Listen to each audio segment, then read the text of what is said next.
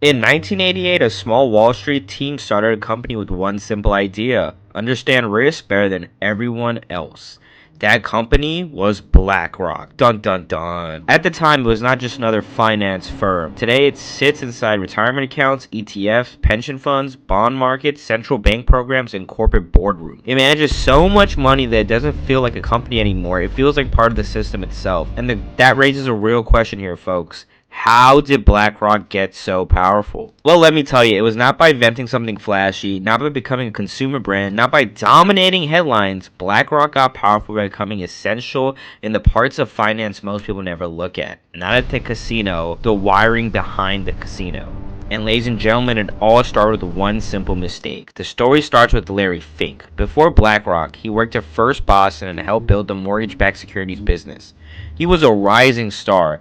Then one bad call reportedly cost the firm around $100 million, and that single loss changed everything. Most people would learn, don't mess up again. Fink learned something bigger: never be blind to risk again. So in 1988, he and his partners launched a new firm. Their edge was not hype, it was discipline. BlackRock focused on bonds, fixed income, and risk management. The boring parts of finance that became very exciting when everything falls apart. And that was the point. Anybody can look smart in a boom. The people who understand the risk and survive when the boom ends, boy, those are the real winners. BlackRock grew because it understood what big institutions actually wanted. Pension funds were not looking for excitement, insurance companies were not looking for a genius, and governments were definitely not looking for a cowboy. They wanted someone who would not blow them up. That made BlackRock valuable. It became the kind of firm large institutions felt safe handing billions to. And once that happens, growth compounds fast. More money gives you more scale gives you lower costs attracts more clients, and more clients brings in even more money. BlackRock wasn't just a winning business, it was becoming the safe default. Not stop there. This is where they became different. Because it didn't just manage money, it built Aladdin. Aladdin is BlackRock's risk software platform.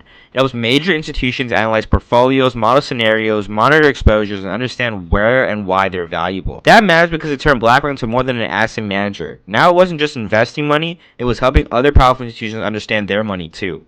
That is a much deeper type of influence. It's one thing to manage assets, it's another to become the dashboard everyone checks before making decisions. It made BlackRock part of the control room of almost every single major company. That's what Aladdin did. However, then 2008 come, the financial system blew up, mortgage securities collapsed, Liam fell, banks panicked, nobody knew what the toxic assets were really worth. This was BlackRock's moment, because while other firms were drowning in the chaos, BlackRock had spent years building expertise in exactly the kind of assets now causing the meltdown. So when the US government and Federal Reserve needed help sorting through the damage, BlackRock got the big call, and that changed its status. At that point, BlackRock was no longer just another Wall Street firm. It had become one of the most trusted institutions in the world of banking itself, and crisis credibility is one of the fastest ways to gain permanent power.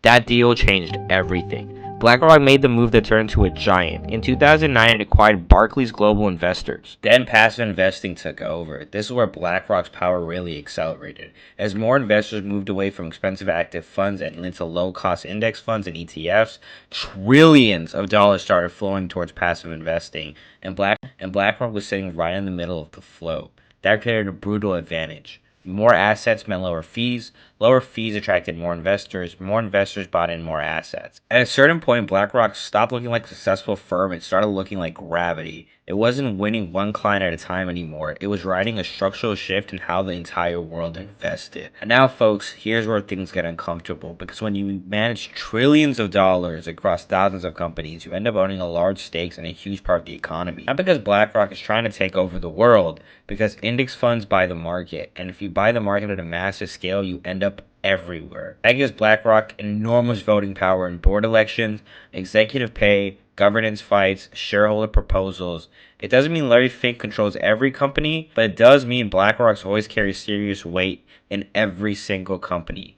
When one firm sits at the center of so much capital, the influence becomes automatic. Not dramatic influence, structural influence. Real power. So now let's answer, how did BlackRock really get so powerful? It stacked advantages. First, it built credibility and risk, then it earned trust from major institutions, then it built the software they developed on, then it gained crisis credibility in 2008, then they bought iShares, then it rode the passive income investing boom, then its scale turned into influence. That's it. Pretty simple, right? No magic trick, no one genius move, no dramatic takeover. BlackRock became powerful by making itself useful in the most boring, essential parts of finance: risk management, index funds, institutional trust, and financial infrastructure. That's why people missed it, because BlackRock's greatest advantage was it looked boring. And in finance, the boring stuff is usually what runs the world. BlackRock didn't win by being the loudest firm on Wall Street. It won by becoming the firm too much of Wall Street quietly depended on. And that's a wrap. If you guys like this video, please subscribe, as me and my animators do everything by hand. There's no AI that we ever use. And if you guys please drop a subscribe, that means the world. I'll see you guys in the next one. Peace.